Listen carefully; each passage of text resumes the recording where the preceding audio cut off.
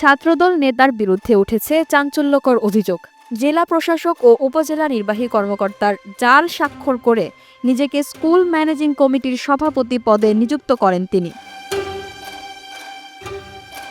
অভিযুক্ত মোহাম্মদ বিজয় হোসেন সালিম টাঙ্গাইলের নাগরপুর উপজেলার দোপতিয়ার ইউনিয়ন ছাত্রদলের সাধারণ সম্পাদক। তার বিরুদ্ধে এই জালিয়াতির অভিযোগ প্রথমে স্থানীয়দের নজরে আসে। স্বাক্ষর জালিয়াতির মাধ্যমে উপজেলা নির্বাহী অফিসার এবং ডিসি মহোদয়ের স্বাক্ষর জাল করে একটা ফেক ম্যানেজিং কমিটির চিঠি বের করে নিয়ে আসে। বিষয়টি তারা বের করে নিজে থেকেই স্বতঃস্ফূর্তভাবে আবার উপজেলা নির্বাহী অফিসার মহোদয়ের কাছে মৌখিকভাবে লিখিতভাবে স্বীকার করে। পরবর্তীতে বিভিন্ন কাজে কামে যখন অন্য একজন সভাপতির স্বাক্ষরে আমাদের কাছে কাগজ আসতে শুরু করে, তখন আমরা নির্বাহী অফিসার মহোদয়কে অবগত করাই যে স্যার, বিধি মোতাবেক তো আমরা জানি ইউনো মহোদয় সভাপতি, কিন্তু স্বাক্ষর সভাপতি হিসেবে অন্য একজন দেখতে পাচ্ছি। তখন তারা বিষয়টি আরও নজরে নেয় এবং তদন্তের জন্য চিঠি ইস্যু করে। বিষয়টি সামনে আসতেই উপজেলা মাধ্যমিক শিক্ষা অফিসার নাদির আহমেদ তদন্ত শুরু করেন। তদন্ত প্রতিবেদনে প্রতীয়মান হয় যে সত্যি জাল স্বাক্ষরের মাধ্যমে প্রতারণা করা হয়েছে। শুধু তাই নয়, শিক্ষা বোর্ড, ঢাকা কর্তৃপক্ষও এই বিষয়ে কোনো রূপ অবগত নয়। এ কাজে বিজয়ের সঙ্গে জড়িত ছিলেন স্কুলের ভারপ্রাপ্ত প্রধান শিক্ষক মোহাম্মদ আলমগীর হোসেন ও অফিস সহকারী মোহাম্মদ উসমান গনি। গত ৪ মে অভিযুক্ত ৩ জনের বিরুদ্ধে প্রতারণার মামলা দায়ের করা হয়। পুলিশ বিজয় হোসেন সালিমকে গ্রেফতার করে আদালতে প্রেরণ করেছে। তবে বাকি ২ আসামি এখনো পলাতক।